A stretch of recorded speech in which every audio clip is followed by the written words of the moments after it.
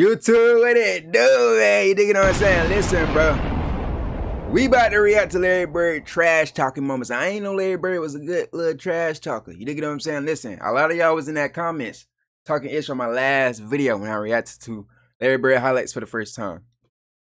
Listen, if I think a player is better than Larry Bird, it is what it is, bro. Like, why y'all getting, like, come on, it's grown men getting mad at me, insulting me because I said Luka is better than Larry Bird.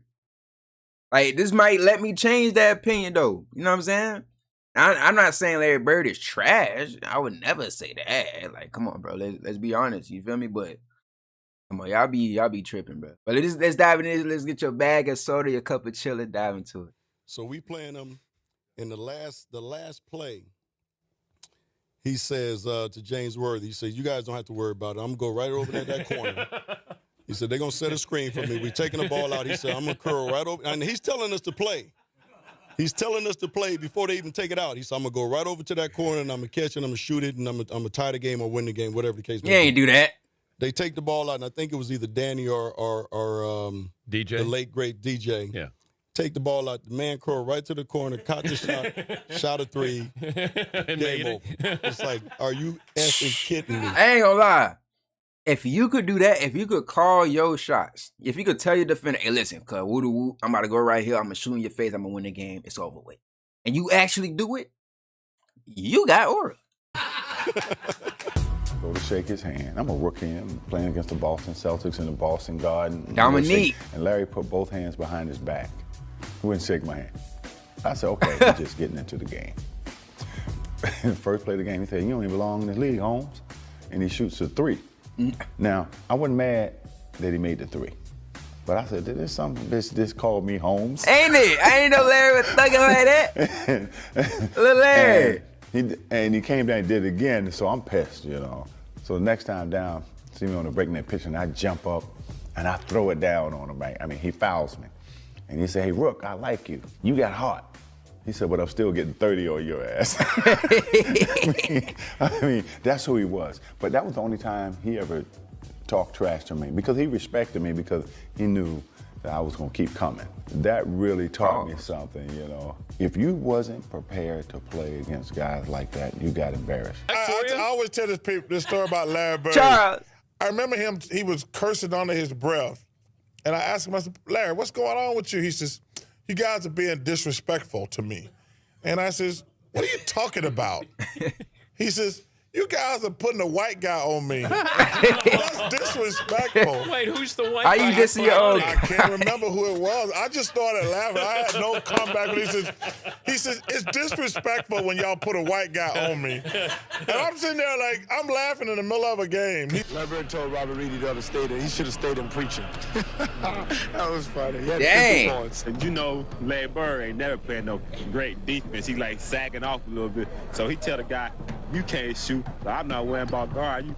I said, "Man, shoot it in the face." To him, we all heard it that you're out of your league. Or he'd say, "Danny, give me the ball," or "DJ, give me the ball. I got this guy in the torture chamber down here." Why the guy was standing right there listening Torture to him chamber say is it. crazy. The ball went to Larry, and Isaiah was all out of whack. He had the ball at 3 points. But I thought this was the White Howard. The ball went to Larry. This is daddy. Isaiah was all out of whack. He had the ball at 3-point range. He goes, hey, who's guarding me?" Everybody looked around. He just stood there, held the ball, and Isaiah said, he ran out there and just shot it, 3-pointer. Too late. Was the originator of getting in your face and talking trash. And then you sit there and you go, "Well, this guy up in my face talking noise. He ain't that fast, he's slow, but he knew how to aggravate you, agitate you enough to get you out of your game." I was guarding in my rookie year. He looked at me and he goes, "You can't stop me." And I looked at him and I said, "Gosh, boy, you're so confident." Clyde the Glide Drexler. Hey, should I react to Clyde the Glide? Listen, I never watched a highlight tape of him. I know these people from obviously being told about him, doing a little research, un poquito, and 2K. 2K helped me a lot with this. I ain't gonna lie. Wait, should I react to this highlights? Let me know. You're a rookie. You don't know anything. He proceeded to score like 10 straight points on me. The coach took me out the game. He walks by and he's laughing at me. Larry Bird catches the ball in the corner. I take off running out at Larry Bird. And right when he's getting ready to shoot, I jump. And as I go by, I go by him, he tells me, he says, fly, bird. And I go right by him, he shoots the ball, it's nothing but nylon. Larry Bird was a pain in the neck. Nothing but what? What you say? And I go right by him, he shoots the ball, it's nothing but nylon. Larry Bird was a pain in the neck. Anytime we had a chance to win, Larry Bird changed that. Larry Bird. Almost his own shot. Oh, There was a certain confidence you had because, you know, if you ever got in trouble, give the ball to Larry and get out of his way, and he delivered. Double teaming Bird. Larry, fake. Oh my God. He didn't even look at the rim for Do you real. remember? Well, you had the Bird night. I had the Bird night. New Yeah, Orleans. that was a tough night, man. The biggest argument that night is, well, you only scored 6 on me. But nobody was guarding Bird, were they? Well, we were trying. You were trying to. No, but when a guy is literally coming up the court, calling his shots, and, you know, Bird talked a lot of trash. And that's in New Orleans. That's in New Orleans. In that game, we're on the free throw line, and he literally says, left side over across the 3, and you're listening to him. That's a tough feeling. But okay, so you guys got Antoine Carr and Cliff Levingston got fined by Fratello, I think, and Eddie Johnson for celebrating. They got fined? Bird. Yeah, it was the best film session. Every time when I see Mike, we still laugh. God, it was good. It was the greatest film session ever because back then you didn't have, you know, you watched the real game and just went, you know, with a video, and Mike rewound the celebration 20 times. He just kept not the shot, he just kept rewinding it, showing the guys. You remember they were giving each other high five. And then somebody falls off the bench. Yeah, too. that was Eddie Johnson. That was Eddie Johnson. Yeah. Eddie Johnson falls off the bench in laughter, and Antoine Carr and Cliff gives each other high five. And our films. Bro, do you know how cold you got to be for the opposite bench to be celebrating for you? I ain't gonna lie. If I'm on the court and my teammates celebrating for the other team, I'm done with those teammates. It's over with. What? I'm pre-bandana. After, and Antoine Carr and Cliff gives each other high five. And our film session was 20 minutes of that. So it was. It wasn't somebody not playing good defense on Bird. It was you guys celebrating Larry Bird. And Fratello wouldn't let it go. He just kept rewinding. It was. I think Bird went by the bench one time too. He fell in the bench. Oh, he did. Yeah, he fell in the bench. And he called that one. That was the one where he fell in it. He literally said, "Off the glass into the trainer." Nah. Yeah, and so it was a bad night. Side shooting the ball. Every shot was going in. Goodbye, she's gone. I guess the 2-pointer was too close. When he runs by the bench, he goes, "That's a heat check. Just see how hot I am." All right, he runs by Frank Layden, who's the funniest guy in the league, and Frank is coaching, and Larry says to him, "Hey, Frank, don't you have anybody on that bench that can guard me?" He goes, "So nobody out here can." Frank looks down at the bench and goes, "No." He'll look at you like, "Hey, what you doing out here? You better call somebody else." I even heard him tell the coach, "Hey, look, coach, you better get somebody else out here to guard me because I'm killing this guy." In last year's playoffs, Person was out to make Bird eat his words while adding a few choice comments of his own. Chuck Person, he definitely has his reputation.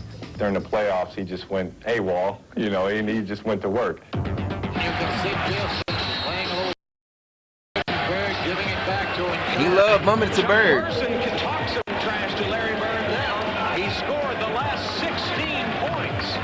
Chuck and Last Larry 16 down low, is greedy crazy. one another once again. Vader, give me that.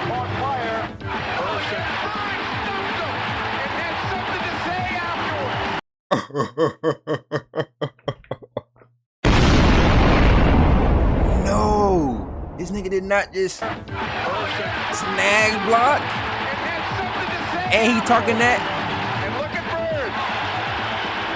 Person didn't even look at him. Yeah, it is a little special because I've known Chuck for a while, and we've always had run-ins, but it always seems like I get the last word. Bird's ability to get the final word has made for many a magic moment.